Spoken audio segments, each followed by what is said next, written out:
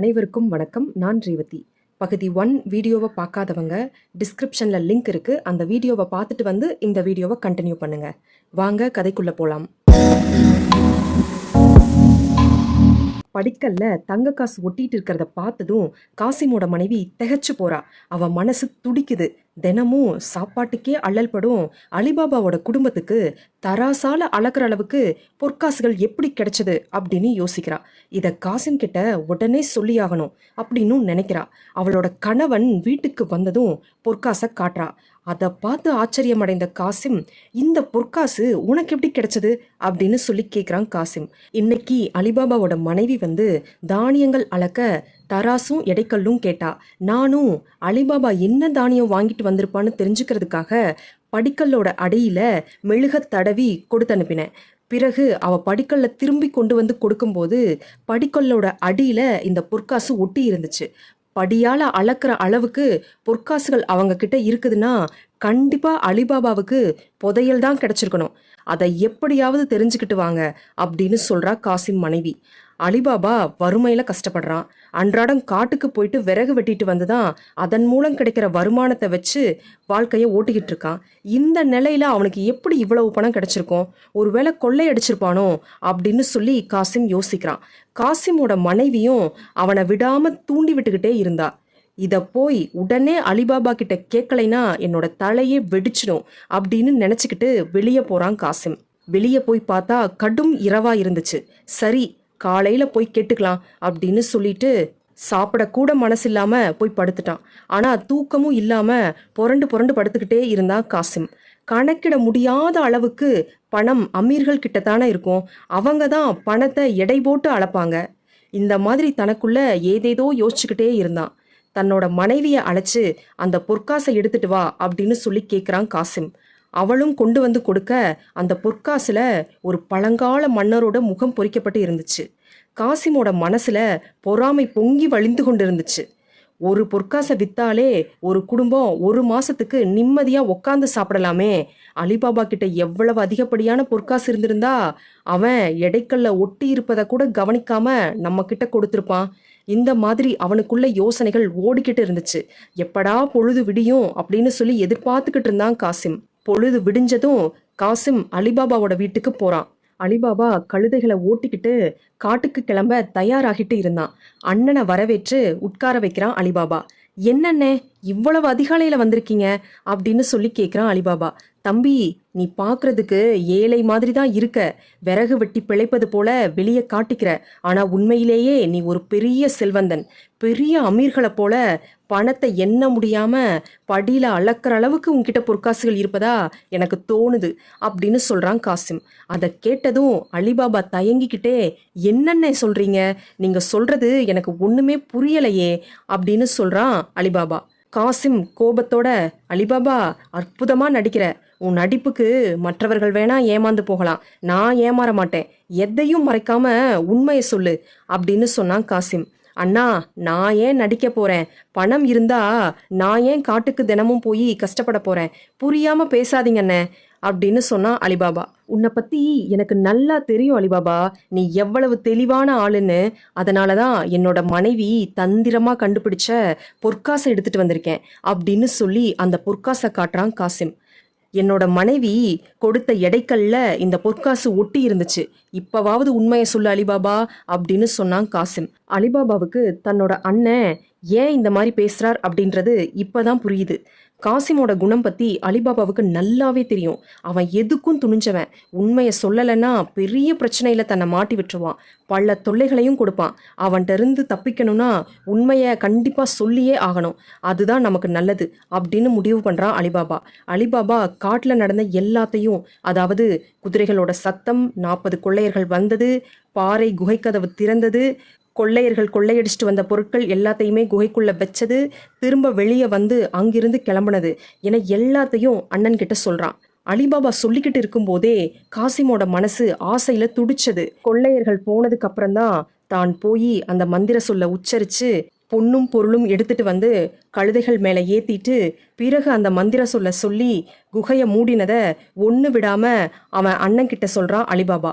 காசிம் கோபத்தோட அவனை பார்த்து, நீ சொல்வதெல்லாம் உண்மைதானா? நீ சொன்ன இடத்திற்கு போவேன், நீ சொன்ன மந்திர சொற்களையும் குன்றின் முன்னாடி போய் சொல்வேன். குன்றினோட வாசல் திறக்கல அப்படின்னா, அங்க பொண்ணும் பொருளும் இல்லை அப்படின்னா உன்னை சும்மா விடமாட்டேன் அப்படின்னு சொன்னான் காசிம். அது மட்டும் இல்லாம நகர தலைவர்கிட்ட போய் நீ புதையலை திருடி எடுத்து உன் வீட்டில் மறைச்சு வச்சிருக்கிறதா சொல்லி புகார் அளிச்சிடுவேன். அவங்க உன்னோட பொண்ணையும் பொருளையும் பறிமுதல் செஞ்சிடுவாங்க. புதையலை மறைச்சு வச்ச குற்றத்துக்காக உன்னையும் சிறையில் அடைச்சிடுவாங்க அப்படின்னு சொல்லி காசிம் பயமுறுத்தினான். அதற்கு அலிபாபா, அண்ணா, நான் சொன்னது அத்தனையும் உண்மை. அங்கிருந்து தான் இந்த பொற்காசுகளையே எடுத்துட்டு வந்தேன். என்னை நம்புங்க, நான் உன் சகோதரன் தானே, உன்கிட்ட போய் பொய் சொல்வனா அப்படின்னு அமைதியா சொன்னான் அலிபாபா. பிறகு காசிம் அந்த குகை இருக்க இடத்தோட அடையாளத்தை கேட்டான். பிறகு உள்ள போகவும் வெளியே வரவும் உபயோகிக்கப்படுற அந்த மந்திர சொற்களை மனசுல பதியும்படி கேட்டுக்கிட்டான். அதையும் அலிபாபா தெளிவா சொல்லி கொடுத்தான். இதை எல்லாத்தையுமே கேட்டுக்கிட்டு காசிம் தன்னுடைய வீட்டுக்கு கிளம்பினான். காசிம் அன்னைக்கு கடை வியாபாரத்துக்கு போகாம தன்னோட மகனை அனுப்பி கடையை கவனிச்சுக்கும்படி கேட்கிறான். அன்னைக்கு முழுவதுமே குகைக்கு போறதுக்கு தேவையான பொருட்களை தயார் பண்றான் காசிம்.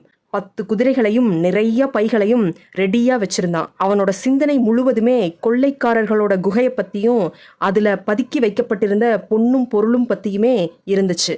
10 பைகள் நிறையா தங்கம் வைர நகைகளை எல்லாம் வாரி எடுத்துட்டு வந்துட்டா வாழ்நாள் முழுவதும் உல்லாசமா வாழலாம்.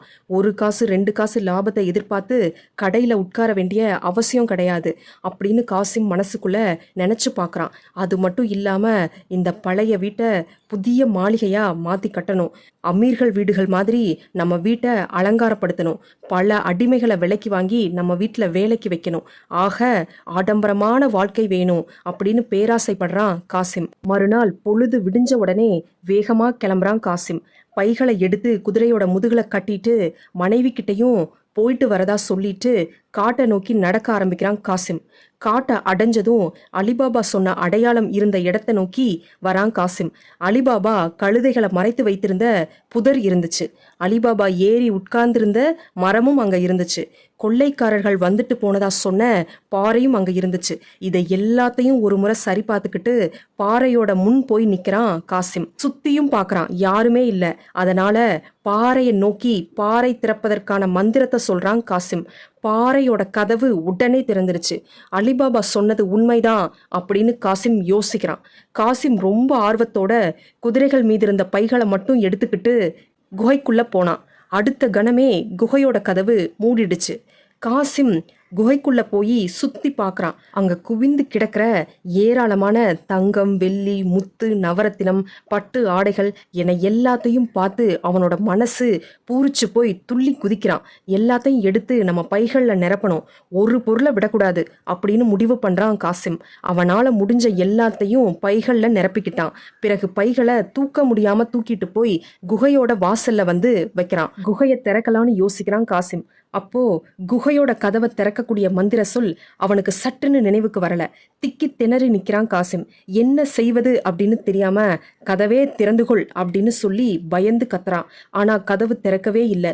பேராசையோட விளைவால குகையில இருந்த பொன்னையும் பொருளையும் பார்த்ததுமே மனம் மகிழ்ந்து அந்த மந்திர சொல் அவனுக்கு மறந்துருச்சு. ஏதேதோ அவனுக்கு தோன்றின வார்த்தைகளை எல்லாம் சொல்லி பார்த்தான். ஆனா அந்த கதவு திறக்கவே இல்லை. காசிம் பயந்து மனம் கலங்கி போய் நிக்கிறான். உண்மையான மந்திர சொல்ல நினைவுக்கு கொண்டு வர எவ்வளவோ யோசிக்கிறான். ஆனா அது அவனோட நினைவுக்கு வரவே இல்லை. என்ன செய்யறதுன்னு தெரியாம குகையில 4 பக்கமும் நடந்தான். அவனோட நேர் எதிரே நிறைய பொன்னும் பொருளும் மின்னிக்கிட்டு இருந்துச்சு. இந்த கதவு மட்டும் திறந்துருச்சுன்னா எல்லாத்தையும் கொண்டு போய் வீட்டில் சேர்த்துட்டு சுகபோகமா வாழலாம். ஆனா இந்த கதவு இப்படி திறக்காம நம்மளை பழி வாங்குதே அப்படின்னு சொல்லி யோசிக்கிறான். நேரம் ஆக ஆக காசிமுக்கு ஒரு பயம் வருது. இங்க இருந்து நம்மளால தப்பிக்கவே முடியாது அப்படின்னு பயப்படுறான். ரொம்பவும் கோபத்தோட கதவே திற, கதவே திற அப்படின்னு சொல்றான் காசிம். அப்போதான் அவனோட பேராசை எல்லாமே அவனை விட்டு போகுது. இந்த குகையில இருந்து வெளியே போய் நம்ம உயிர் தப்பினாலே அதுவே போதும் அப்படின்னு நினைக்கிறான் காசிம். இதனால ஏற்பட்ட மனசோர்வும் கவலையுனால குகைக்குள்ள ஒரு ஓரமா தலைமையில கைய வச்சுட்டு உக்காந்தான் காசிம். இந்த சமயத்துல கொள்ளைக்காரங்க குகையை நோக்கி வேகமா வந்துட்டு இருந்தாங்க. பல குதிரைகளும் குகை முன்னாடி நின்னுட்டு இருக்கிறத பார்த்ததும் கொள்ளையர்கள் திகைச்சு போறாங்க. அவங்க எல்லாரும் குதிரையிலிருந்து இறங்கி வந்து இந்த குதிரைகள் எப்படி இங்க வந்துச்சு அப்படின்னு யோசிக்கிறாங்க. பேராசைக்காரனான காசிம் பண்ண தப்பு என்னன்னா, குகை இருக்க இடத்த பார்த்த உடனே தன்னையே மறந்து குதிரைகளை மறைவிடத்துல கட்டி வைக்காம அப்படியே விட்டுட்டான். அது குகைக்கு முன்னாடியே உலாவி கொண்டிருந்துச்சு. இந்த குதிரைகள் எல்லாம் நகரத்துல இருந்து தான் வந்திருக்கணும் அப்படின்னு சொல்லி யோசிக்கிறாங்க கொள்ளைக்காரங்க. கொள்ளைக்காரர்கள் குதிரை படையோடு வந்திருக்க சத்தம் உள்ளே இருக்க காசிமுக்கு நல்லா கேட்டுச்சு. அதை கேட்டதும் அவனுக்கு அளப்பரிய பயம் வந்துருச்சு. சந்தேகமே இல்லை, கட்டாயமா என்னை கொன்னுட்டு தான் மறுவேளையே அவங்க பார்ப்பாங்க. காசிமோட மனசு பயத்துல வேகமா துடிச்சது. இங்க இருந்து தப்பிக்க ஏதாவது வழி இருக்குமான்னு அவன் பார்த்துட்டு இருக்கும்போதே குகையோட கதவு திறந்துடுச்சு. இதுதான் சரியான சமயம், இதை விட்டா வேற சந்தர்ப்பமே கிடைக்காது அப்படின்னு சொல்லி அந்த வாசலை நோக்கி வேகமா ஓடுனான் காசிம். ஆனா அவனோட கெட்ட நேரம் கொள்ளைக்காரர்களோட தலைவன் மீது வந்து கண் தெரியாம மோதிட்டான். கொள்ளையர்களோட தலைவன் அவனை இறுக்கமா பிடிச்சிட்டான். தலைவன் வாளை உருவி எதுவுமே விசாரிக்காம ஆத்திரத்தோட காசிமோட தலைய வெட்டி வீழ்த்தினான். அவன் தலைய வெட்டினதுக்கு அப்புறம் தான் கொள்ளைக்கார தலைவனுக்கு ஒரு யோசனை வருது. அவன் எப்படி குகைக்குள்ள வந்தான்னு தெரிஞ்சுக்காமலேயே நம்ம அவனை கொன்னது தப்பா போயிடுச்சு அப்படின்னு சொல்றான் தலைவன். குகைக்குள்ள வர வேற எந்த வழியுமே கிடையாது. மந்திர சொல் தெரியாம அவனால குகைக்குள்ள வந்திருக்கவும் முடியாது. சரி, எப்படியோ நடந்தது நடந்துருச்சு. வெட்டப்பட்ட காசிமின் உடலை குகையில உள்ள நுழைஞ்சதுமே கண்ணில் படும் விதத்துல கட்டி தொங்க விடுங்க. குகைக்குள்ள இனி யாராவது கால் எடுத்து வச்சா அவங்களுக்கு இதே கதிதான் அப்படின்னு சொன்னான் கொள்ளைக்கார தலைவன். பிறகு கொள்ளையடிச்ச பொருட்களை எல்லாத்தையும் கொண்டு வந்து குகைக்குள்ள வைக்கிறாங்க மற்ற கொள்ளையர்கள். பிறகு எல்லாரும் வெளியே வராங்க. எப்பவும் போல வட்டமா நின்று 40 பேர் இருக்காங்களான்னு சரி பார்த்துட்டு குகையை மூடுற மந்திரத்தை சொல்லி குகையை மூடினாங்க கொள்ளைக்காரர்கள். அங்கிருந்த காசிமோட குதிரைகளையும் விரட்டி விட்டுட்டு அவங்க தங்களோட குதிரைகள்ல ஏறி கிளம்புறாங்க. மாலை நேரம் மறைஞ்சு இரவும் வந்துடுச்சு. ஆனா காசிம் வீடு திரும்பாததை நினைச்சு அவனோட மனைவி ரொம்பவும் கவலையா இருந்தா. கணவன் இன்னும் வராததை நினைச்சு வாசலுக்கும் வீட்டுக்குமா நடந்துட்டு இருந்தா. கணவன் கொள்ளையர்கள் குகைக்கு போனானா, இல்லனா கொள்ளையடிச்சிட்டு வர்ற வழியில ஏதாவது ஆபத்து ஏற்பட்டுருச்சா, கொள்ளையர்கள் வசம் மாட்டிக்கிட்டு உயிரை விட்டுட்டானா அப்படின்னு சொல்லி பல விதமா அவ யோசிச்சு நடுங்கிட்டு இருந்தா. அலிபாபாவை போய் பார்த்தாவது ஏதாவது விஷயம் தெரியும் அப்படின்னு நினைச்சிட்டு அவனோட வீட்டை நோக்கி நடக்க ஆரம்பிக்கிறான். அப்பதான் அலிபாபா சாப்பிட்டு முடிச்சுட்டு படுக்க போனான். அண்ணி வர்றதை பார்த்ததுமே அவளை வரவேற்கிறான். அண்ணி, ஏன் கவலையோட இருக்கீங்க? அண்ணன் வீட்டில் இருக்காரா அப்படின்னு கேட்குறான் அலிபாபா. அவளால் பேச முடியல, விக்கி விக்கி அழுகிறா. அண்ணி, ஏன் இப்படி அழுகிறீங்க? என்ன நடந்துச்சுன்னு என்கிட்ட சொல்லுங்க அப்படின்னு கேட்குறான். அலிபாபா, இன்னைக்கு காலையில் உங்கள் அண்ணன் குதிரைகளை ஓட்டிக்கிட்டு காட்டுக்கு போனாரு. இன்னும் வீடு வந்து சேரலை. அவருக்கு ஏதாவது ஆபத்து நேர்ந்திருக்குமான்னு எனக்கு ரொம்பவும் கவலையாகவும் பயமாகவும் இருக்கு. அண்ணி, நீங்க கவலைப்படாம இருங்க. ஒருவேளை அண்ணன் ஊர் மக்களோட பார்வையில படாம வரலான்னு சொல்லி ஏதாவது சுற்று வழியில் கூட வந்துட்டு இருப்பாரு. அதனால கூட தாமதமாகலாம். நீங்க கவலைப்படாம இருங்க அப்படின்னு சொல்றான். அண்ணன் இரவுக்குள்ள நிச்சயம் வந்துருவாரு, நீங்க கவலைப்படாம வீட்டுக்கு போங்க அப்படின்னு சொல்லவே காசிமோட மனைவிக்கு ஒரு சமாதானம் வந்துச்சு. அவளோட வீட்டை நோக்கி நடக்க ஆரம்பிச்சா. தன்னோட கணவன் வருவான்னு சொல்லி தூங்காம வாசலையே பார்த்துட்டு இருந்தா. இரவு வெகு நேரம் ஆகியும் கணவன் வராததால அவளுக்கு அழுகை தாங்க முடியல. இருந்தாலும் சத்தம் போட்டு அழுதா அக்கம் பக்கத்துல வந்து விசாரிக்க ஆரம்பிச்சிடுவாங்க அப்படின்னு சொல்லி மனசுக்குள்ளேயே அழுது புலம்பிட்டு இருந்தா.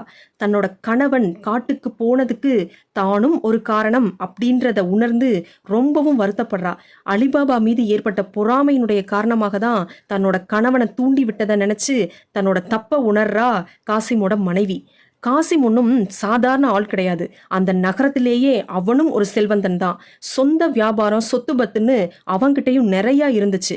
ஆனா பேராசை காரணமா அவங்களுக்கு இந்த நிலை ஏற்பட்டிருக்கு. அலிபாபா தன்னை விட ஒரு பெரிய செல்வந்தனாகி விடுவானோ அப்படின்ற பொறாமை எண்ணத்தால தன்னுடைய கணவனை காட்டுக்கு அனுப்புனது ஒரு பெரிய தப்பா உருவெடுத்துருச்சு அப்படின்னு நினைச்சு அவ புலம்பி தள்ளுறா. அவளோட அழுகை ஓயவே இல்லை. பொழுதும் விடிஞ்சிருச்சு. கணவனும் வரவே இல்லை. காசிமோட மனைவி அலிபாபாவோட வீட்டுக்கு மறுபடியும் ஓடினா. இதுக்கு அப்புறம் என்ன நடக்க போகுதுன்னு சொல்லி நம்ம அடுத்த வீடியோல சந்திப்போம். கதை தொடரும். என்றும் இணைந்திருங்கள்.